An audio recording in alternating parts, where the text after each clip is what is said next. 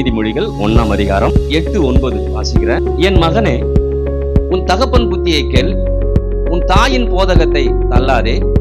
அவைகள் உன் சிரசுக்கு அலங்காரமான முடியும், உன் கழுத்துக்கு சரப்பணியுமாய் இருக்கும். தாய் தகப்பன் பேச்சை கேட்டு அதுக்கு கீழ்ப்படிஞ்சுன்னா நீ ராஜா மாதிரி வாழலாம். அலங்காரமான முடி யார்கிட்ட இருக்கும்? ராஜா கிட்ட இருக்கும். சரப்பணி யார்கிட்ட இருக்கும்? அப்ப அந்த ராஜாவுடைய அந்தஸ்து, மேன்மை, உயர்வு, நல்ல எதிர்காலம் உனக்கு வேணும்னா கண்டிப்பா என்னதான் பண்ணும்? சொல்ற பேச்ச. அப்ப இன்னைக்கு நீங்களும் நானும் கர்த்தரை கனம் பண்ணும் போது, தாய் தகப்பனை கனம் பண்ணும் போது நீடித்த ஆயுளை நமக்கு என்ன பண்ண கர்த்தர் நம்ம ஏற்படுத்தி கொடுக்கிறார். பைபிள் கரங்களை எடுத்துக்கலாம். தேவனுடைய வார்த்தை சொல்லுகிறது, மனுஷன் அப்பத்தினால மாத்திரமல்ல, தேவனுடைய வாயிலிருந்து புறப்படுகிற ஒவ்வொரு வார்த்தையினாலும் பிழைப்பான் என்று எழுதியிருக்கிறது. இதில் எழுதியிருக்கிற வார்த்தைகளை நான் விசுவாசிக்கிறேன். இயேசுவின் நாமத்தில் எல்லா நன்மைகளையும் பெற்றுக்கொள்வேன். ஆமென். நீதிமொழிகள் 1ஆம் அதிகாரம் 8-9 வாசிக்கிறேன். என் மகனே, உன் தகப்பன் புத்தியை கேள், உன் தாயின் போதகத்தை தள்ளாதே. அவைகள் உன் சிரசுக்கு அலங்காரமான முடியும், உன் கழுத்துக்கு சரப்பணியுமாய் இருக்கும். நம்ம போன வாரம் கர்த்தரை கனம் பண்ணக்கூடிய காரியத்தை கற்றுக்கொண்டோம்.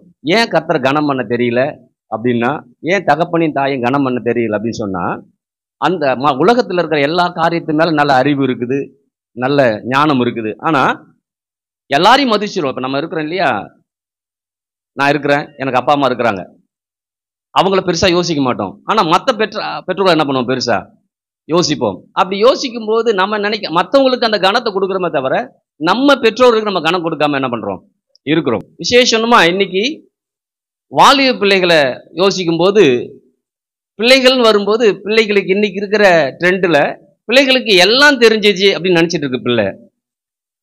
ஆனா எல்லாமே பிள்ளைக்கு தெரியலங்கிறது பிள்ளைக்கு என்ன பண்ண முடியல, தெரியவே இல்லை. அப்படி தெரியப்படுத்தினா அந்த பிள்ளைக்கு தெரிஞ்சுக்கிற விருப்பமும் இல்லை. ஏன்னா எல்லா பிள்ளைகளுக்கும் நான் சொல்லியிருக்கிறேன் ஏற்கனவே, நான் படிக்கும்போது அறிவு கம்மியா இருந்துச்சு, கீழ்ப்படுதல் அதிகமா இருந்துச்சு. அறிவு கம்மி, கீழ்ப்படுதல் அதிகம். இப்ப இருக்கிற பிள்ளைகளுக்கு அறிவு அதிகமா இருக்கு, கீழ்ப்படுதல் குறைவா இருக்குது. அததான் நாம பாருங்க, ஒருவேளை நாம அந்த கீழ்ப்படிதல் இருந்ததாலதான் கர்த்தர் நம்மளை சரிப்படுத்தி நம்மளை கொண்டு வந்து வழியா இருந்துச்சு. ஆனா இன்னைக்கு பிள்ளைகளுக்கு அறிவு இருக்குது, கீழ்ப்படிதல் இல்லை. அப்ப கீழ்ப்படிதல் இல்லைன்னா எவ்வளவு அறிவு இருந்தாலும் சரிதான், எவ்வளவு திறமைகள் இருந்தாலும் சரிதான், அதெல்லாம் எந்த பயனும் என்ன பண்ணல, இல்லை. அப்ப இன்னைக்கு நம்ம கர்த்தர் சொல்றாரு, உன் தாயும் தகப்பனையும் கனம் பண்ணு. அப்படி கனம் பண்ணும்போது என்ன நடக்குமா? உன் ஆயுசு நாட்கள் நீடிச்சிருக்குமா.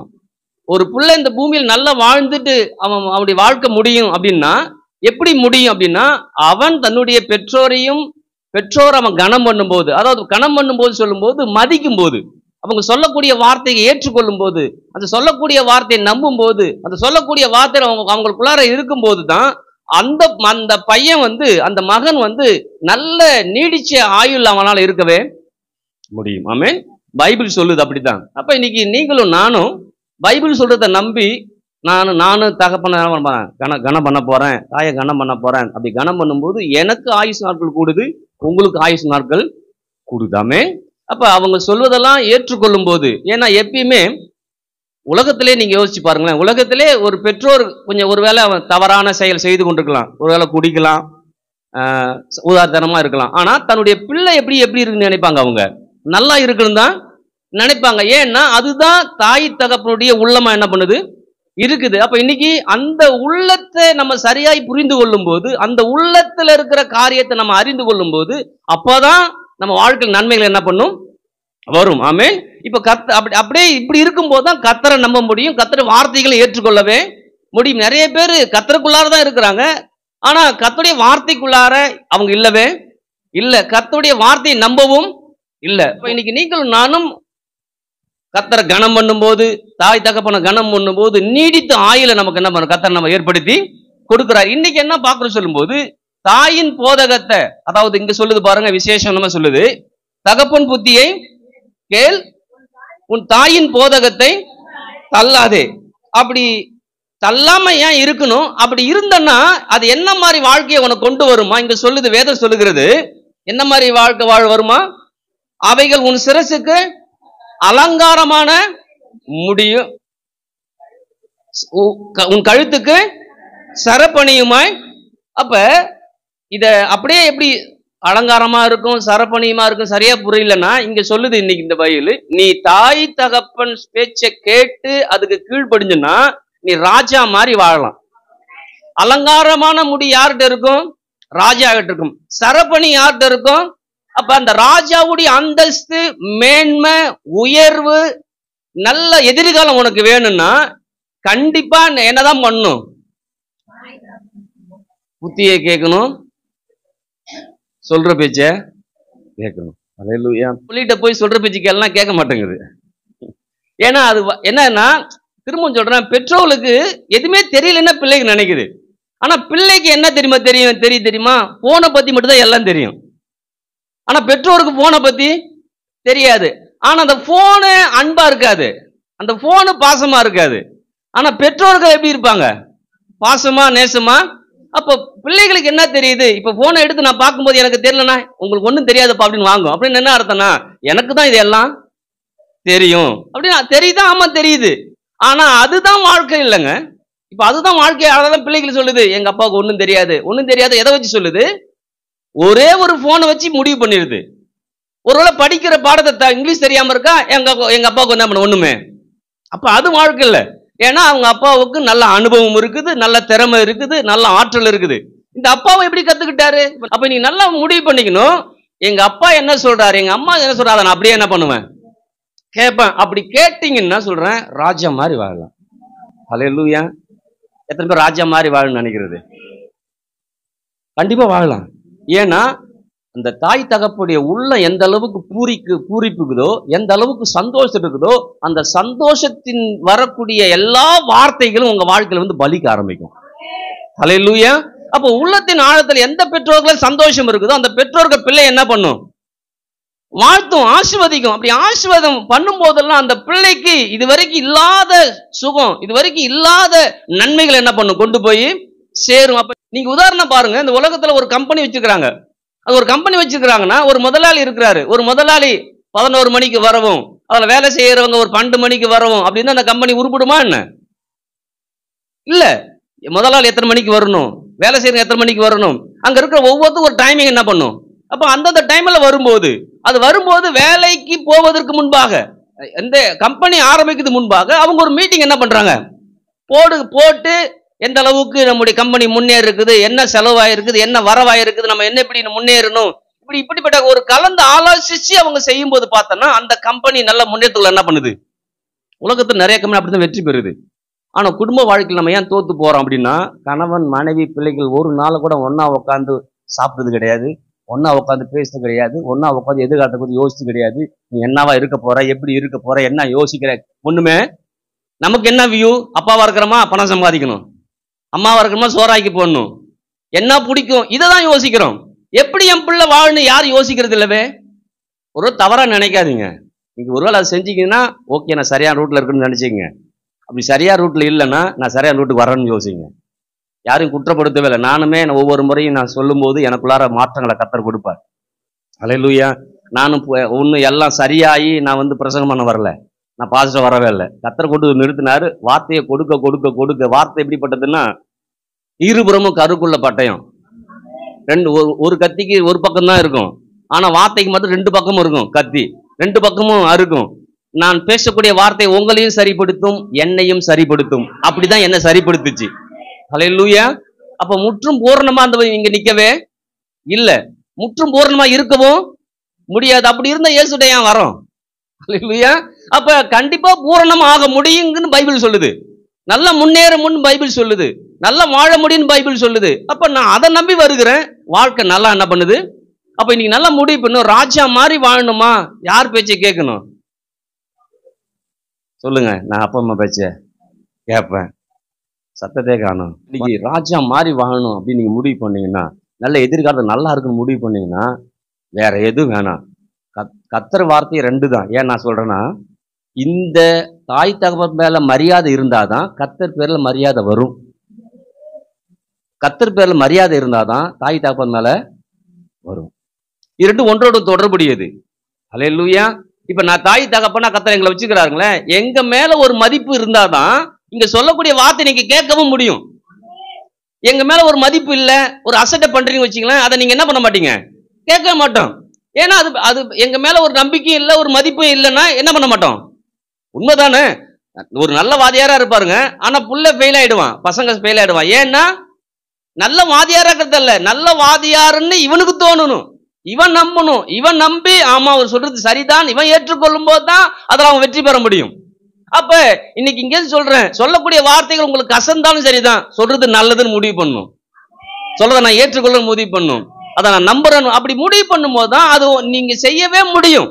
அப்ப அதை மதிக்காம அதை ஏற்றுக்கொள்ளாம இருந்தோம்னா அதை செய்யவே முடியாது. அப்படி அதை பத்தி செய்யாம இருந்துட்டீங்கன்னா எந்த நன்மை நமக்கு என்ன பண்ணாது. ஒருவேளை சாதாரணமா வாழலாம், ஆனா சாதாரணமா வாழும்படியா கர்த்தர் உங்களை முன்குறிக்கல, உங்களை அழைக்கல, அசாதாரணமான வாழ்க்கை வாழும்படியா. அல்லேலூயா. அப்ப ராஜா மாதிரி வாழணும்னு இந்த பைபிள் சொல்லுது. என்ன பண்ணணும்? தகப்பனுடைய புத்திய கேட்கணும், தாயின் போதகத்தை. உனக்கு என்ன தெரியும்னு மட்டும் சொல்லவே. எத்தனை பேருக்கு புரியுது?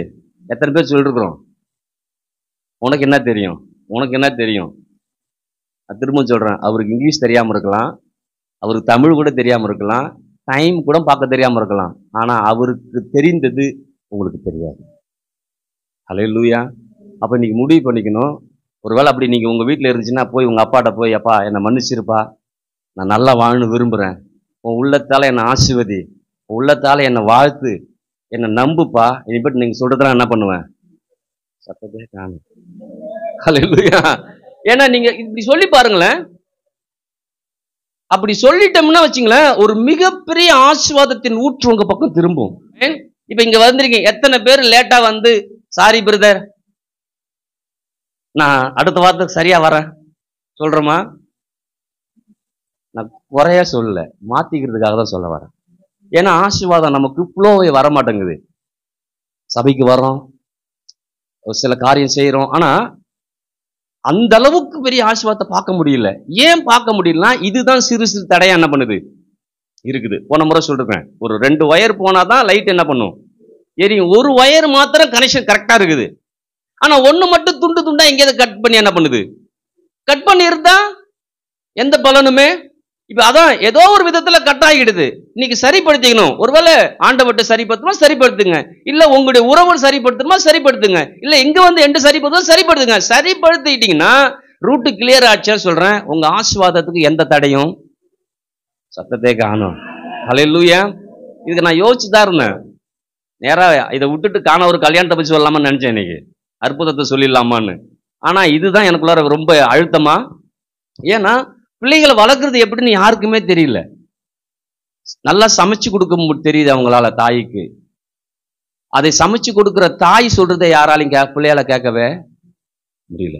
அன்னைக்கு சோறு போட்டாவே போதும், நமக்கு சோறு போட்டாங்க சாப்பிட்டு என்ன பண்ணுவான், என்ன சொன்னாலும் தீனி வாங்கி கொடுத்துட்டா போதும், தின்னுட்டு என்ன பண்ணுவோம் உட்காந்துருப்போம். இன்னைக்கு என்ன வாங்கி கொடுத்தாலும் தின்னுட்டு போயிடுது. ஒரு மீறுதல் இருக்குது. அந்த மீறுதல் இருக்கும் போதுதான் அந்த மீறுதல் நிமித்தம் இயேசு காயப்பட்டிருக்கிறார். இயேசு அடிக்கப்பட்டதே எதுக்கு? நம்ம மீறும் போதெல்லாம் அவர் அடிக்கப்படுறாரு, நம்ம மீறும் போதெல்லாம் அவர் நொறுக்கப்படுறாரு. நமக்கு சமாதானத்தை உண்டு பண்ணும் ஆக்கினி அவர் மேல. அப்ப யோசிச்சு பாருங்க, இன்னைக்கு இயேசு ஒவ்வொரு முறையும் நான் மீறும் போதெல்லாம் அவர் அடிக்கப்படுறாரு. அவர் அடிக்கப்படுறாரு எனக்கு தெரிஞ்சிச்சுன்னா நான் மீறுதல் எல்லாம் என்ன பண்ணும். அல்லேலூயா. ஏற்கனவே உங்களுக்கு சொல்லியிருக்கிறேன், ஒரு பையன் ஒரு ஸ்கூலுக்கு அவரை பையன் தகப்பன் படிக்க வைக்கிறாங்க. படிக்க வச்சா சொல்ற பேச்சே கேட்க மாட்டான், அவ்வளோ அடம் பண்ணுவானா, அவ்வளோ பிரச்சனை பண்ணுவானா. ஒவ்வொரு முறையும் அவங்க கிளாஸ்ல பிரச்சனை பண்ணி அவங்க டீச்சர் ஏந்து நிக்க வச்சிருவாங்க, சேர்ல ஏது நின்றுவானா, ஸ்டூல்ல அப்பெல்லாம் அந்த பெஞ்சு மாதிரி இருக்கும், அந்த மாதிரி இதுல ஏறி நின்றுவானா. அவர் வழக்கமாயிடுச்சு, அவனுக்கு வழக்கமா தப்பு பண்ணுவான், அவனே என்ன பண்ணுவான், பெஞ்சு மேல ஏந்து நின்றுடுவான். இவங்களும் பார்த்தாங்க, தாங்க முடியலன்னு சொல்லி வீட்டுக்கு வந்து, எப்பா உன் பிள்ளை இந்த மாதிரிலாம் பண்றது ஒன்றும் சரிபட்டு வராது அப்படின்னு சொன்னவொடனே அவருக்கு ஒரு மாதிரி ஆயிடுச்சு. ஆன உடனே சரி இவன் வரட்டும், வந்த உடனே ஒரு கை பாத்துரும் அப்படின்னு சொல்லிட்டு வீட்டுக்கு வந்த உடனே விட்டு வாங்குன்னு வாங்கினாராம். அடி பின்னி எடுத்து ரூமில் போட்டு அடிச்சா, அப்பாவுமே செய்ய மாட்டேன்னு அழுது புலம்பி முடிச்ச உடனே விட்டுட்டு போயிட்டாராம். நாளைக்கு ஸ்கூலில் மட்டும் உனக்கு கெட்ட பேர் வரட்டும், நான் பேசிக்கிறேன் அப்படின்னு சொல்லி அனுப்பிட்டாரான். திரும்ப போனால் அதே சேட்டை. சேட்டை அதிகமாக இவரும் அடிச்சு பார்த்தாரு, என்னன்னோ பண்ணி பார்த்தாரு.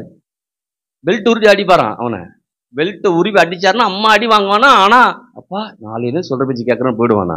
அடுத்த நாள் அதே மாதிரி பண்ணுவானா. அப்படி ஸ்கூல்ல இருக்கவங்களுக்கு வெறுத்து போச்சு. என்ன சொன்னாங்க, ஒரு நாள் ஒரு முடிவு பண்ணிட்டாரான். திரும்ப செய்தி வந்துச்சு, உன் புள்ள அப்படியே தான் என்ன பண்றான் இருக்கிறான், அவங்களுக்கு எந்த மாற்றமும் இல்லை அப்படின்னு சொல்லி சொல்லிட்டாங்க.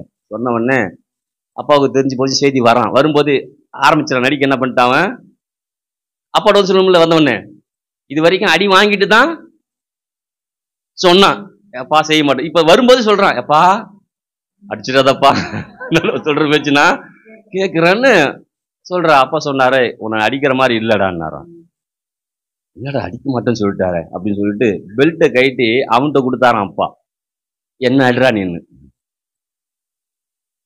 அடினா அடிப்பானா புள்ள. இப்ப நம்மலாம் அடிச்சு நொறுக்கிடுவான், அந்த வேகத்துல இருக்கிறோம்.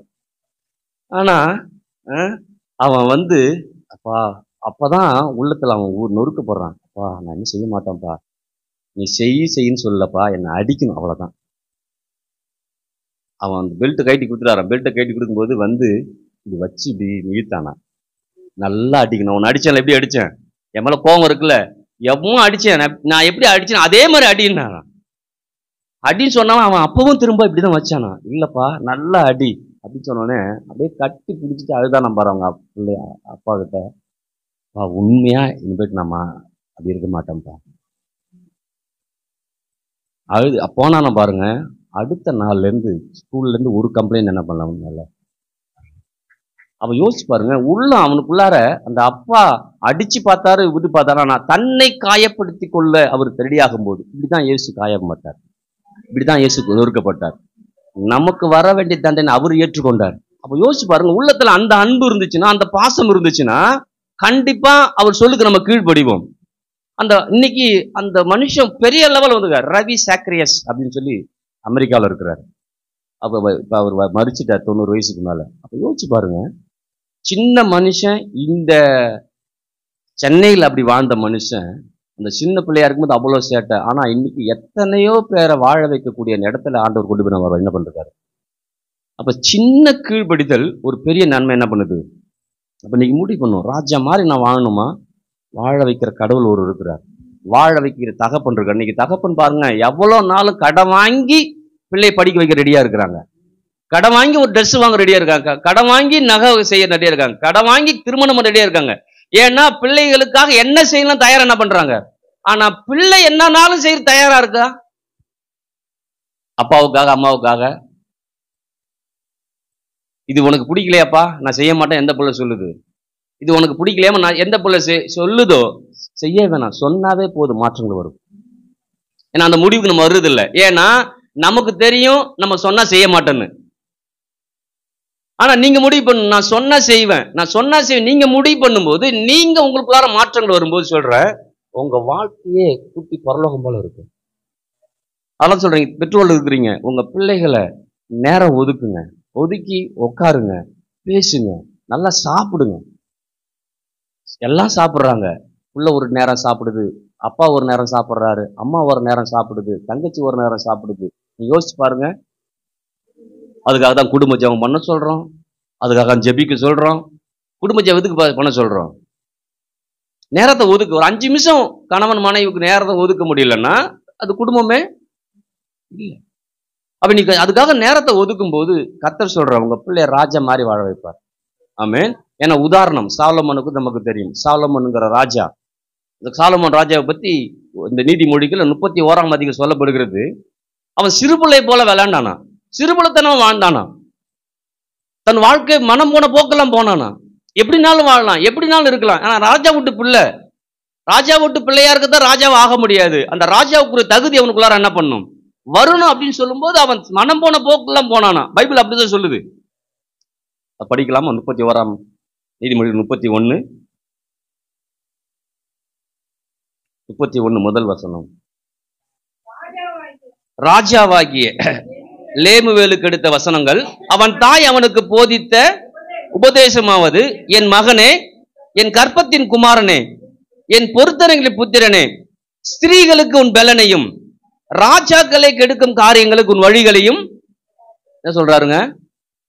ஸ்திரீகளுக்கு உன் பலனையும் கெடுக்கும் காரியங்களுக்கு உன் வழிகளையும் கொடாதே. திராட்சரசம் குடிப்பது ராஜாக்களுக்கு தகுதி அல்ல. லேமுவேலே அது ராஜாக்களுக்கு தகுதி அல்ல. மதுபானம் பிரபுகளுக்கு தகுதி அல்ல. மதுபானம் பண்ணினால் அவர்கள் நியாயப்பிரமாணத்தை மறந்து சிறுமைப்படுகிற நியாயத்தையும் புரட்டுவார்கள். மடிந்து போகிறவனுக்கு மதுபானத்தையும் மனக்கசவனுக்கு திராட்சையத்தையும் கொடுங்கள். அவன் குடித்து தன் குறைவு மறந்து தன் வருத்தத்தை அப்புறம் நினையாது இருக்கட்டும். அப்ப யோசிச்சு பாருங்க, மனம் போன போக்குல ஃப்ரெண்ட் சர்க்கிள்ல அண்ணெல்லாம் ஆடி பாடி சந்தோஷமா என்ன பண்றான் இருக்கிறான். அப்படி இருக்கிற ஒரு மனுஷனோட அவங்க தாய் இடைப்படுறாங்க. அல்லேலூயா. அப்படி இடைப்படும் சொல்றாங்க, எப்பா நீ ராஜா மெட்டீரியல், உன் மெட்டீரியலே வேற, உன் நிலை வேற, உன் ஸ்டேட்டஸ் வேற, உன் வாழ்க்கை வேற, உன்னுடைய நிலையும் ஸ்டேட்டஸும் வேற. ஆனா வாழ்ந்திருக்கிற வாழ்க்கை சாதாரணமா என்ன பண்ற வாழ்கிற. அப்படி சாதாரணமா நீ வாழுற. நீ சாதாரணமா வாழ்வதற்காக உன்னை கத்த தெரிஞ்சுக்கொள்ள. சாதாரண வாழ்றதுக்கு கத்தர எனக்கு உன் பிள்ளை என்ன பண்ணல கொடுக்கல. உன்னை ராஜாவா வாழ்னு கத்தர வச்சுக்கிறாரு. நீ ராஜாவா வரணும்னா ராஜாவுக்கு ஒரு தகுதி என்ன பண்ணுது இருக்குது. அந்த தகுதி நீ அடையணும்னா நான் சொல்றதுல நீ என்ன பண்ணும். அல்லேலூயா. அப்படி அவன் கேட்டான் பாருங்க. மனம் போன போக்குல போயிட்டு இருந்த வாழ்க்கைய தன் தாயின் மூலமாக அங்க திருப்பப்படுது. அப்படி திருப்பப்படும் போது எந்த நிலைக்கு போகணுமோ அந்த நிலைக்கு தேவன் கொண்டு போய் என்ன பண்ணாரு வச்சார். அல்லேலூயா. இன்னைக்கு ஒவ்வொரு பிள்ளைகளும் வாழக்கூடிய வாழ்க்கையின் நிலையை கர்த்தர் குறிச்சு வச்சுக்கிறார், முன் குறிச்சு வச்சுக்கிறார், இலக்க வச்சுக்கிறார், நோக்கத்தை வச்சுக்கிறார், திட்டத்தை வச்சுக்கிறார். அதுக்காக கர்த்தர் தீர்மானமா நிற்கிறாரு. அப்ப அதை நீ அடையணுமா? அதை அடையணும்னா அதை வழி நடத்தக்கூடிய தாய் தகப்பன பேச்சு என்ன பண்ணும் கேட்கணும். நீங்களும் நானும் அங்க அந்த பட்சபல் கத்துக் கொடுக்குறாங்க தன்னுடைய பிள்ளைக்கு, எப்பா நீ ராஜா விட்டு பிள்ளை, அடுத்த ராஜாவா நீ வரணும். அப்படி வரணும்னா நியாயத்தை செய்வதற்காக தான் ராஜாவா நீ வரப்போற. நீ நியாயத்தை புரட்டக்கூடிய காரியங்கள் வருதுன்னா நீ குடிக்கிறதால தான் அது என்ன பண்ணும் வரும். அப்படி வரக்கூடிய காரியங்களை மாத்தி அமைக்கணும்னா நீ என்ன பண்ணக்கூடாது, தகுதி இல்லை. நீ குடிச்சா ராஜாவுக்கு அது தகுதி இல்லாத ஒரு வாழ்க்கை. அந்த வாழ்க்கை வாழுறியா, ராஜாவுக்குரிய வாழ்க்கை வாழுறியா? அல்லேலூயா. அப்ப அந்த மனுஷனுக்குள்ளார ஒரு பெரிய மாற்றங்கள் என்ன பண்ணுது வருகிறது. அப்படி வரும்போது தான் தேவன் அவனோட இடைப்படுகிறார். உங்களுக்கு தெரியும், சொப்பனத்துல சாலமோனோட இடைப்படுகிறார். இடைப்படும் போது சாலமோன்ட்ட கேட்கிறாரு, உனக்கு என்ன வேணும் அப்படின்னு கேட்கிறாரு. கேட்கும்போது சாலமோன் சொல்றான் பாருங்க, நான் ராஜாவா ஆயிட்டேன், சின்ன பையன் தான், சின்ன பையனா இருக்கிறேன். இந்த தேசம் முழுக்க நான் ஆட்சி பண்ணணும்னா எனக்கு அந்த ஜனங்களை நியாயம் விசாரிக்கணும். அந்த நியாயம் விசாரிக்கக்கூடிய ஞானம் எனக்கு வேணும்னு ஆண்டவர்கிட்ட கேட்கிறேன். ஆண்டவர் சொல்றாரு பாருங்க, எப்பா யாரும் கேட்காத ஒரு காரியத்தை நீ கேட்டிருக்கிற, யாரும் விரும்பாத காரியத்தை விரும்பியிருக்கிற, ஞானத்தை கேட்டிருக்கிற பாரு.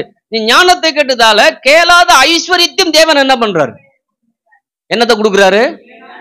அவன் ஐஸ்வர்யத்தை கேட்கவே இல்லை, சம்பத்தை கேட்கவே இல்லை. ஆண்டவர் சொல்றாரு, நீ கேட்டது என் பார்வையில விலையேறப்பட்டதா இருக்குது, முக்கியமானதா இருக்குது, தகுதி உள்ளதா இருக்குது, மேன்மை உள்ளதா இருக்குது. அதனால நீ கேட்காத ஐஸ்வர்யத்தை என்ன பண்ற? அப்ப யோசிச்சு பாருங்க, ஞானத்தை கேட்கும் போது கேளாத ஐஸ்வர்ய தேவன் என்ன பண்றாங்க. அப்ப எங்க ஆரம்பிச்சது? தாயின் போதகத்துல ஆரம்பிச்சது. அல்லேலூயா. கொஞ்சம் யோசிச்சு பாருங்க, எத்தனை முறை போதகம் பண்ணிருப்பாங்க, எத்தனை பேரை சொல்லியிருப்பாங்க, எத்தனை முறை அழுதுருப்பாங்க, எத்தனை முறை அழுதுருப்பாங்க, எத்தனை முறை உன்னோட சண்டை போட்டிருப்பாங்க, எத்தனை முறை புரிஞ்சிக்கன்னு சொல்லிருப்பாங்க, எத்தனை முறை தன்னுடைய அன்பை வெளிப்படுத்திருப்பாங்க. ஆனா அத்தனை முறையும் மிஸ் பண்ணியிருந்தேன்னா இன்னைக்கு சொல்றேன், உனக்காக வைத்திருக்கிற மேன்மையை, அந்த உயரை நீ அடையணும்னா திரும்ப தாயின் போதகத்துக்குள்ளார என்ன பண்ணு. அல்லேலூயா. நீங்க முடிவு பண்ணணும், நான் இது வரைக்கும் அப்படி நான் கேட்கவே இல்லை, அப்படி நான் உணரவும் இல்லை, அப்படி உணராம இருக்குதா என் வாழ்க்கை அப்படியே இருக்குதோ, இப்படி உணராம போதுதான் என் குடும்பம் இப்படி இருக்குதா, அப்ப நான் மேல வரணும். மேல நான் என்ன பண்றது? இனிமேட்டு அப்பா அம்மா சொல்ற பேச்சு நான் என்ன பண்ணுவேன்? அப்படி கேட்கும்போதுதான் கர்த்தர் பேச்சு கேட்க ஆரம்பிக்கும். அல்லேலூயா. இன்னும் சொல்லலாம், கர்த்தருடைய திட்டம் அப்பதான் நிறைவேற ஆரம்பிக்கும். இவன் கேட்டுதாலதான் கர்த்தர் திட்டத்துக்குள்ளார போக முடிஞ்சிச்சு. இவன் கேட்காமலே இவன் மாட்டி மனம் போன போக்கள் போயிருந்தானா கர்த்தர் திட்டத்துக்கு அவன் போயிருக்கவே முடியாது. அப்ப இன்னைக்கு அந்த திட்டம் ஒவ்வொரு குறித்து ஒரு திட்டத்தை கர்த்தர் வச்சுக்கிறாரு. ஒவ்வொரு குறித்து ஒரு நோக்கத்தை வச்சுக்கிறாருங்க. சாதாரண திட்டம் கிடையாது. இந்த உலகத்துல போடுற திட்டம் 5 வருஷம் முடிஞ்சு போச்சு. இந்த திட்டம் உலகம் முடிகிற வரைக்கும் இருக்குது. நீங்க இருக்கிற வரைக்கும் உங்களுக்காக ஒரு திட்டம் இருக்குது. அப்ப அந்த திட்டத்தை நிறைவேற்றுவதற்கு உரிய தகுதிய, மேன்மையை, அதற்குரிய அந்தஸ்தை எல்லாவற்றையும் தேவன் கொடுக்க தயாரா இருக்கிறார். ஆமென். அப்ப நல்ல உங்களுக்குள்ளார யோசனை வரட்டும். அப்ப எப்ப மீறுதல் வருகிறதோ, ஆமா நான் இருப்பேன். எப்ப எனக்குள்ளார எண்ணங்கள் குறை வருதோ, அப்ப நான் எண்ணத்தை குறைப்படுத்திக்காம எண்ணத்தை நான் மேன்மைப்படுத்துவேன். அல்லேலூயா. அதான் அப்துல் கலாம் சொல்லுவார்ல, பிறப்பு எப்படி இருந்துச்சான்? பிறப்பு ஒரு சம்பவமா இருக்கலாம், ஆனா இறப்பு ஒரு சரித்திரமா வாழ்ந்தான் காமிச்சாரு. அப்படியே இருந்துச்சு. அப்படி இறப்பு எப்படி இருந்துச்சு? சரித்திரமா இருந்துச்சு. அப்ப நீங்க யோசிச்சு பாருங்க, நீங்களும் நானும் சரித்திரம் படைக்கும்படியா கர்த்தர் ஆசீர்வதிக்கிறார். சாதாரண வாழ்க்கைக்கு இல்ல, அசாதாரணமான காரியத்தை செய்யும்படியா. நீங்க எதில் நீங்க குறைவு இருக்கிறீங்களோ, குறைவை யோசிக்காதீங்க. இல்ல நான் குறைவா இருக்க என் தகப்பன் விரும்ப மாட்டாரு, கண்டிப்பா நிறைவா இருக்குதான் விரும்புவார். நான் நிறைவை யோசிச்சு பாக்குறேன். அல்லேலூயா. அப்ப இன்னைக்கு நீங்களும் நானும் கர்த்தர் கனம் பண்ணக்கூடிய விதத்தை கத்துக் கொடுக்க நான் கத்துக்கிறேன். இப்படி கத்துக்கொள்ளும் போது என்னென்ன படிப்படியா நான் முன்னேற முடியுமோ படிப்படியா தான் முன்னேறுவேன். அல்லேலூயா. யாரும் யோசிக்க முடியாத காரியத்தை தேவன் எனக்கு என்ன பண்ணுவார்? சரி, உங்களுக்கும் செய்வார். ஆமென். உங்களுக்கு எனக்கு சம்பந்தமே கிடையாது, கிறிஸ்துக்குள்ள சம்பந்தம் பட்டிருக்கிறோம் இல்லைங்களா? இயேசு ஆராத வந்திருக்கிறீங்க, நான் ஆராதிக்கிறேன், அவ்வளவுதான். வேற ஒன்றும் உறவுகள் இல்லவே. நம்ம சொல்லுவாங்கல்ல, தொப்புள் கொடி, அந்த ரத்த உறவு ஒன்றும் கிடையாது. இயேசு ரத்தத்தின் உறவு இது. அல்லேலூயா. இல்லைங்களா? அந்த தொப்புள் கொடி, அந்த ரத்தத்தின் உறவிலே ஒரு ஆசீர்வாதம் இருக்குன்னா, அந்த இயேசுவின் ரத்தத்தில் அதை விட மேலான ஆசீர்வாதம் இருக்குது. அல்லேலூயா. இயேசுவின் ரத்தம் உங்களை என்ன இணைச்சிருக்குதுங்க. அது சாதாரண மத்தம் அல்ல, பாவத்தை போக்கக்கூடிய ரத்தம், பரிசுத்தம் அல்ல ரத்தம், நீதியை நடப்பிக்கிற ரத்தம். அப்ப யோசிச்சு பாருங்க, எந்த உறவு இல்லையா? இயேசு எனக்கு உறவை ஏற்படுத்தி கொண்டிருக்கிறார். அப்ப எல்லா உறவை காட்டு இந்த உறவு மேன்மையான உறவா என்ன பண்ணுது? இருக்குது. ஆமென். அப்ப இன்னைக்கு யோசிச்சு பாருங்க, இப்படிப்பட்ட மேன்மையான உறவுல இருக்கிற நீங்கள் நல்லா இருக்குன்னு நினைக்கிறேன். அல்லேலூயா. ஏன்னா அங்க யோசிக்கிறாங்க, தாவீது ராஜாவா இருக்கிறாரு, அடுத்தது சாலமன் வரணும். அது சாதாரண வரவும் முடியாது, கர்த்தர் திட்டம் தான். அந்த திட்டத்துக்கு சரியா இவன் தன்னை லெகுவாக்கி கொள்ளும் போது, இவன் அதை சரிப்படுத்திக் கொள்ளும் போது அந்த திட்டம் வாழ்க்கை நிறைவேறுகிறது. ஆமென். தாவீது காலத்துல 40 வருஷம் அரசாண்டாப்புல தாவீது ஆளும்போது, அப்ப நிறைய யுத்தம் நடந்துச்சுங்க. ஆனா சாலமோன் நாட்கள்ல 40 வருஷம் இஸ்ரவேல் தேசத்தா 40 வருஷம் பொற்காலமா. சாதாரணமா இல்லையா? வெள்ளைச்சல் கொட்டுன்னு கொட்டுமா, வெள்ளியும் பொன்னி கொட்டி கிடக்குமா. ஒரு யுத்தத்தை கூட சாலமோன் பார்த்தே கிடையாது. 40 வருஷம் பொற்காலமா நான் ஆட்சி செஞ்சாப்புல. 40 வருஷமும் அற்புதமான நாட்களாம். எந்த குறைவும் இல்லை, எந்த பஞ்சமும் இல்லை, எந்த பட்டினியும் கிடையாது. எல்லாத்திலும் விளைச்சல், எல்லாத்திலும் வருமானம், எல்லாத்திலும் எல்லா ஜனமும் நல்லா இருந்துச்சாம். எப்படி நல்லா இருந்தாங்க யோசிச்சு பாருங்க. சாலமன் தன் தாயின் போதகத்தை தள்ளாம ஏற்றுக்கொண்டதால, அல்லேலூயா, ஏற்றுக்கொண்டதால அவனும் ராஜாவா வந்தான். ஆனா அவனை வச்சு அந்த தேவன் அனைத்து ஜனங்களையும் ஆசீர்வதிச்சார். ஆமா. அப்ப யோசிச்சு பாருங்க, நீங்க உங்க அப்பா அம்மா பேச்சை கேட்கறதால உங்களுக்கு நன்மை இல்லைங்க, உங்க ஊருக்கே நன்மை, நீங்க வசிக்கிற இடத்துல நன்மை. நம்ம அப்படி யோசிக்கிறதே இல்லை. இப்படி யோசிச்சு பார்க்கணும், நான் இருக்கிறதால என்ன நன்மை அப்படின்னா, நான் உயரும் போது என் குடும்பம் உயரும், நான் உயரும் போது என் ஊரு உயரும், நான் உயரும் போது என் தெரு உயரும். கண்டிப்பா உயரும். வீட்டுக்காக நம்ம என்ன செஞ்சோம்? இல்லைங்க, அட்லீஸ்ட் 10 மாசம் உங்க அம்மா வயிற்றுல சுமந்து பெருத்துச்சு இல்ல, என்ன பண்ணோம்? ரத்தத்தை சிந்திச்சுல, என்ன பண்ணோம்? வலியோடு இருந்துச்சு, என்ன பண்ணோம்?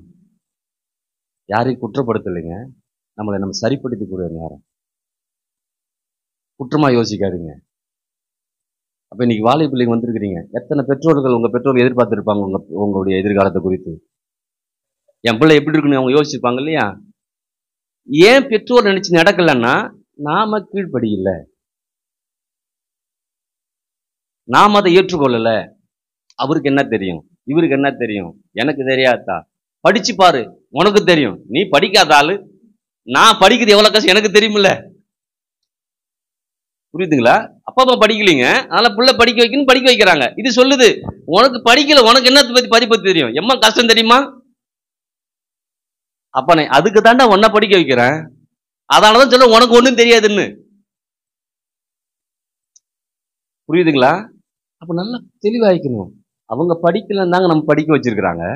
அப்ப நான் என்ன நினைக்கணும், அவங்களுக்கு தெரியாத எனக்கு கத்துக் கொடுக்க வைக்கிறாங்க, நான் கத்துக்கிறேன். ஆனா என்னுடைய அப்பா அம்மாவை நான் உதாசீனப்படுத்தவே, அல்லேலூயா, உதாசீனப்படுத்தாம இருந்தேன்னா அப்பா அம்மா ஆயுஷ் நாட்கள் கூடிக்கிட்டே இருக்கும். அப்பா அம்மா ஆயுஷ் எப்படி கூடுமோ அப்படின்னு இப்படிதான் கூடும். உதாசீனப்படுத்தாம எதை சொன்னாலும் ஏற்றுக்கொண்டு பிறகு ஆமா நான் செய்யறேன், அவ்வளவுதான். அல்லேலூயா. அப்ப இன்னைக்கு சாலமோன் அற்புதமாய் தன்னுடைய வாழ்க்கையை அமைத்துக் கொள்வதற்கு அந்த தாய் ரொம்ப அவசியமா இருந்தாங்க. இன்னைக்கு நீங்களும் நானும் இந்த தாயின் மூலமாக இதை கற்றுக்கொள்ளும் போது கர்த்தர் உங்க வாழ்க்கையில இப்பேற்பட்ட ஆசீர்வாதத்தையும் இப்பேற்பட்ட பெருக்கத்தையும் கர்த்தர் என்ன பண்ணுவார்? எத்தனை பேர் ஆமீன் சொல்றது? கொஞ்சம் சீரியஸா தான் போகணும். ஏன்னா வாழ்க்கை போயிடுச்சு. நான் எப்பவுமே யோசிப்பேன், 10 வருஷம் போயிடுச்சு இல்லையா, நான் ஒவ்வொரு சபையை தட்டி பார்ப்பேன், இந்த சபை எத்தனை வருஷத்துல வளர்ந்துருக்குன்னு. ஒரு சபை 30 வருஷத்துல வளர்ந்துருக்கு அப்படின்னா நான் நினைப்பேன் 5 வருஷத்துல நான் வளரணும் அப்படின்னு. கர்த்தர் விட்ட வழி நான் நினைக்க மாட்டேன். நான் கர்த்தர் விட்ட வழி இல்ல, அவங்க எப்படி முன்னேறி இருக்காங்க, அவங்க 30 வருஷமா, நான் 15 வருஷம் அதை நான் அடைஞ்சிருக்கணும். அல்லேலூயா. நான் அப்படிதான் எடுத்துக்குவேன். ஏன்னா அப்பதான் முன்னேற முடியும். அவங்க பட்ட கஷ்டத்தை பெருசா யோசிக்க மாட்டாங்க. அந்த கஷ்டம் நானும் பட்டிருக்கிறேன். அப்ப கஷ்டத்தை அப்ப அவங்க எப்படி முன்னேறி வந்தாங்க அதை தான் நான் பார்க்கணும். கஷ்டத்தை காணணும் இல்லையா? ஒரு மேக்ஸ் போடனா ஃபார்முலா ரொம்ப முக்கியம். ஃபார்முலா தெரிஞ்சா போட்டு முடிச்சிடலாம். அப்ப யோசிச்சு பாருங்க, இன்னைக்கு அதான் ஃபார்முலா. அவங்க 30 வருஷத்துல எப்படி முன்னேறினாங்க? எதுவுமே செய்ய மாட்டாவாரே, ஆனா 5 வருஷத்துல நான் முன்னேறணும் முடியாது. நான் இன்னைக்கு சொல்றேன், கொஞ்சம் ஏற்றுக்கொண்டு, உண்மையிலே என்ன தகப்பனா யோசிக்கிறீங்களா? உண்மையிலே என்ன பிரதரா யோசிக்கிறீங்களா? அப்படி யோசிச்சிங்கன்னா உங்க உள்ளத்துல கொஞ்சம் இடம் இருக்குதுன்னா நான் சொல்றதெல்லாம் கேட்பேன். கண்டிப்பா நான் முன்னேறுவேன், கண்டிப்பா நான் வாழ்ந்திருப்பேன், கண்டிப்பா எல்லாரும் வாழ வைப்பேன். அநேக குடும்பங்களை வாழ வைக்க கர்த்தர் உங்களுக்கு தெரிஞ்சுக்கிட்டாரு. நீங்க ஒரு குடும்பம், நீங்க நினைச்சிருக்கேன் நான் என் குடும்பத்தை நடத்தினா போதும்னு நினைக்கிறேன், நான் என் பிள்ளையை நடத்தினா போதும்னு நினைக்கிறேன். அப்படி நான் நினைச்சிருந்தேன்னா என் குடும்பம் நல்லா இருந்திருக்கும், என் குடும்பம் நல்லதா இருந்திருக்கும், சிங்கப்பூர்ல இருந்திருப்பேன் ராஜா மாதிரி. அப்ப ஒவ்வொரு முறை இப்படி யோசிச்சு, அப்ப எனக்கா அவர் என்ன செய்திருக்கிறாருன்னு யோசிச்சு பார்த்தேன். அப்பதான் நான் ஒன்றும் பெருசு இல்லை, அப்ப இப்படிதான் ஜனங்கள் இருக்கிறாங்க. அப்படிதான் வந்தாங்க. அந்த ஊர்ல போய் நீ ட்ரெஸ்ஸை மாத்தாதப்போ, நீ பூ வைக்காதப்போ அது எனக்கு பிரச்சனையே இல்லை. அல்லேலூயா. நீ சினிமா பாரு, சினிமா பார்க்காம பாரு, எனக்கு பிரச்சனையே கிடையாது. இயேசுவை நம்புறியா? ஆமென். நான் ஒரு நாளும் சினிமா பார்த்தவன் சினிமா பார்க்க கூடாது, சினிமா பார்க்க கூடாதுன்னு இப்படி வைராக்கியமெல்லாம் இருந்ததே கிடையாது. எப்படி பார்க்காம விட்டேன்னு எனக்கும் வேற ஒன்ன பிடிச்சிக்கிட்டேன், வேற இதுல சந்தோஷம் வந்துச்சுங்க. எதுவுமே வேணான்னு நான் இது எனக்கு வேணாம் அப்படின்னு விட்டு வெறுத்துட்டு வருது இல்லவே இல்ல. வேற ஒண்ணு நேசிக்க ஆரம்பிச்சேன், அது எனக்கு பெருசா தெரிஞ்சிச்சு, அதை நம்ப ஆரம்பிச்சேன், அதுல போன அவ்வளவுதான். எப்படி படம் பார்க்கறத விட்டனே, எனக்கும் எப்படி பாட்டு கேட்கறத விட்டேன்னு அது ஒரு பெருசாவும் சொல்றது இல்லை. நான் படம் பார்க்கறத விட்டுட்டேன், நான் பாட்டு பார்க்கறது அது மேட்டரே கிடையாது. ஏன்னா நான் உன்னை பிடிச்சத பெருசா பேசிட்டு இருக்கிறேன். அல்லேலூயா. எத்தனை பேருக்கு புரியுது? அப்ப இங்க நான் இப்படி இதை விட்டேன் அதை விட்டேன் இல்ல, எதை விட்டியா சரியா புடிச்சுக்கிட்டே இயேசுவ சரியா நம்புனியா, வார்த்தையை படிச்சியா? அப்ப எது முக்கியமோ அதை முக்கியப்படுத்தணும். இதை முக்கியப்படுத்தாம விட்டாங்க. நான் படிக்கும்போது, நான் 10வது படிக்கும்போது 11 படிக்கும்போது இதை முக்கியப்படுத்தல. அப்பா இது நமக்கு ஒத்து வராது, நம்ம குடும்பத்துக்கும் ஒத்து வரவும் வராது, நம்ம கலாச்சாரம் வேற, நம்ம பின்னணி வேற, என்னென்னமோ யோசிச்சுட்டு விட்டோம் பாருங்க. அங்க போய் எந்த கலாச்சாரமும் கிடையாது, எந்த பின்னணியும் கிடையாது. இயேசு உன்னை நேசிக்கிறார். நீ என்ன செஞ்செல்லாம் யோசிக்கணும்ப்பா, அவர் என்ன செஞ்சு கொஞ்சம் யோசிச்சுப்பாரு, அவ்வளவுதான். வாழ்க்கையே மாறி போச்சு. எதெல்லாம் விட முடியாது அதெல்லாம் விட்டுட்டேன், எதெல்லாம் யோசிக்க முடியல அதெல்லாம் தானா போயிடுச்சு. அல்லேலூயா. அப்பதான் யோசிச்சேன். அப்ப இன்னி வரைக்கும் தான் சொல்லிட்டு இருக்கிறாங்கப்பா, ஊர்ல போய் எதை தான் சொல்லணும், இயேசு பத்தி மட்டும்தான் சொல்லு. நீ என்ன செய்யறன்னுல்லப்பா, அவர் என்ன செய்திருக்காரோ அதை நம்பு, அதை ஏற்றுக்கொள். அதை நம்பி அதை ஏற்றுக்கொண்டு வாழ ஆரம்பிச்சிட்டுன்னா உனக்கு இருக்கிற எல்லா பிரச்சனையும் கொஞ்சம் கொஞ்சமா என்ன பண்ணும், மாறும். நீ விட வேண்டியது எல்லாத்தையும் நீ விட்டு இருப்ப, போக வேண்டிய வழியில என்ன பண்ற நீ போயிருப்ப. எத்தனை பேருக்கு புரியுது? வேற ஒண்ணு எனக்கு பிடிக்குது, வேற ஒண்ணு நம்புறேன். ஹல்லேலூயா. அதை பற்றி கொண்டு அதை பிடிச்சி வரும்போது எதெல்லாம் வேணாமோ அதெல்லாம் போயிடுச்சு. ஹல்லேலூயா. நீங்க பாருங்களேன், இந்த மரம் இலை கொட்டும் இல்லைங்களா? வேப்ப மரம் பார்த்தோம்னா ஒரு நாள் மொட்டையா இருக்கும். எந்த மரமாவது தானா உலுக்கிட்டு கிடக்குதா என்ன? அது மாட்டி பொல பொலன்னு கொட்டுது, ஆனா அது மாட்டி புதுசா முளைக்குது. எந்த மரமும் இலை தானா கொட்டுன்னு முயற்சி பண்றதே இல்லை. சொன்ன முயற்சி பண்ண சொல்லுங்க. தானா விழுது ஒண்ணு, தானா முளைக்குது. அப்ப அதோடைய இதே வித்தியாசமா அது என்ன பண்ணுது? இப்ப நீ யோசிச்சு பார்க்கணும். நான் விட வேணாம், என்னை விட்டு அது போகும். நான் உன்னை பிடிச்சிட்டு இருக்கிறேன், நான் உன்னை நம்பிட்டு இருக்கிறேன், நான் உன்னை விசுவாசிக்கிறேன், நான் உன்னை நேசிக்கிறேன். ஆமே. அப்ப நல்லா புரிஞ்சுக்கிறதுக்காக சொல்றேன் நான். அப்ப நீங்க எதுவுமே விட வேணாம். அப்ப எல்லாம் செய்யலாமா? இல்ல, செய்ய முடியாது. ஏன்னா கிறிஸ்துவின் அன்பு அப்படிப்பட்டதா என்ன பண்ணுது சொல்றாரு பாரு. அப்போஸ்தலன் பவுல் சொல்றாரு, நெருக்கி என்னை தள்ளுதுங்கிறாரு. செய்ய வேணாம்னு நினைக்கிறேன், சொல்ல வேணாம்னு நினைக்கிறேன், சொல்ல வைக்குது. இயேசுவை சொல்ல வைக்குது. ஏன் சொல்ல வைக்குதுன்னா, இயேசுவின் அன்பு என்னை நெருக்கி தள்ளுது, உந்தி தள்ளுது. யாராவது திட்டினாலும் பரவாயில்லன்னு சொல்லுது. சில பேர் திட்டுவாங்கதான். ஹல்லேலூயா. நாம் நம்மளை மாற்றிக்கொள்வதற்கு, நாம் நம்முடைய வாழ்க்கையை முன்னேற்றுவதற்கு நம்முடைய தாய் தகப்பன், நம்முடைய பரலோக தகப்பன் போதுமானவராக இருக்கிறார். போதுமானதற்கு அதிகமான தேவனாய் இருக்கிறார். இன்னைக்கு யோசிச்சு பாருங்க. அப்ப ராஜாவா சாலமோன் அரசாண்டு ஒரு அற்புதமான படைப்பா கர்த்தர் உண்டாக்கினார். இன்னைக்கு அதே போல உங்க ஒவ்வொரு பிள்ளைகளையும் சாலமோன் போல கர்த்தர் உருவாக்க விரும்புகிறார். ஹல்லேலூயா. இப்ப 60 வயசு உங்களுக்கு இருக்குது, இன்னொரு 100 வருஷம் பொற்காலமா வாழலாம். இன்னொரு 60 வருஷம் இருக்குது, பொற்காலம் வாழலாம். இல்லைங்க, நான் 120 வருஷம் வாழலாம், பொற்காலம் வாழலாம். ஏன்னா சந்தோஷம் உங்களுக்குள்ளார என்ன பண்ணுது, வந்துகிட்டே இருக்குது. ஹல்லேலூயா. சந்தோஷம் மகிழ்ச்சி உங்களுக்குள்ளார வந்துகிட்டே இருக்குது. நான் ராஜா மாதிரி வாழணும் தேவன் விரும்புகிறார். அதுக்காக தான் தாய் தகப்பனை கொடுத்திருக்கிறார். அதுக்காக தான் நல்ல தகப்பன் அவர் இருக்கிறார். நமக்காக ஜீவனை அவர் கொடுத்திருக்கிறார். ஜீவனே கொடுத்து என்னை வாழ வைக்கணும்னு விரும்புகிறார். ஆமே. அப்ப நான் சாதாரண வாழ மாட்டேன், அசாதாரணமான வாழ்க்கை வாழ்வேன். நீங்க இருக்கிற திரும்ப சொல்றேன், சிறு பிள்ளைகளாம் பெரியவங்களாம் சாதாரண வாழ்க்கை வாழ்வதல்ல, அசாதாரணமான வாழ்க்கை வாழும்படியா, அசாதாரண வாழ்க்கை வாழும்படியா கர்த்தர் தெரிஞ்சிருக்கிறார், முன் குறிச்சிருக்கிறார், அழைச்சிருக்கிறார், பிரித்தெடுத்திருக்கிறார். உங்களோடு அவர் இருக்கிறார். உங்களை விட்டு அவர் ஒரு நாளும் விலகுவதே இல்லை, உங்களை கைவிடுவதும் இல்லை. ஏன் இல்லை தெரியுமா? அவர் சொல்லி இருக்கிறார், நான் உன்னை விட்டு விலக மாட்டேன், உன்னை கைவிட மாட்டேன் அவர் சொல்லி இருக்கிறார். அதனால அதை நம்புறேன். அவர் சொன்ன சொல்ல காப்பாற்றுகிற தேவன், சொன்ன சொல்ல நிறைவேற்றுகிற தேவன். அதனால நான் நம்புறேன். நீங்க அதை நம்புங்க, இந்த இயேசுவை நம்புங்க. விசேஷமா உங்களுடைய தாயின் தகப்பனையும் கனம் பண்ணுங்க. ஹல்லேலூயா. இங்க இருக்கிற ஒவ்வொருத்தரும் ஒவ்வொரு ஊருக்கு ராஜா தான். ஏன்னா நான் ராஜா மெட்டீரியல். ஹல்லேலூயா. ராஜா மாதிரி வாழணும் கர்த்தர் விரும்புகிறார். அதுக்கு தாங்க உங்களுக்கு தாய் தகப்பனை கொடுத்துருக்கிறாரு. ஹல்லேலூயா. இல்லைன்னா அவரே பெற்று அவரே பார்த்துருப்பாரு. தாய் தகப்பனை ஏன் கொடுக்குறாரு? நமக்கு ஆலோசனை சொல்லும்படியாய், நமக்கு நல்வழிப்படுத்தும்படியாய், நம்மளை கர்த்தரை நடத்தும்படியாய். நல்ல பெற்றோராக நம்ம இருக்கும்போது, நல்ல பிள்ளைகளா இருக்கும்போது கர்த்தர் அளவில்லாத ஆசீர்வாதத்தை, இப்படி சாலமோன் காலத்தில் வெள்ளியும் பொண்ணும் கொட்டி கிடந்துச்சான். வெள்ளிலாம் கணக்கே இல்லை, கணக்கில் அவன் கொண்டு வரவே இல்லை வெள்ளியெல்லாம். ஏன்னா அது மதிப்பு பெருசா இல்லை. இன்னைக்கு அப்படிதான். ஏன்னா உங்களை அவ்வளோ தகுதியா கர்த்தர் பார்க்குறார், உங்களை கர்த்தர் மேன்மையா பார்க்குறாரு.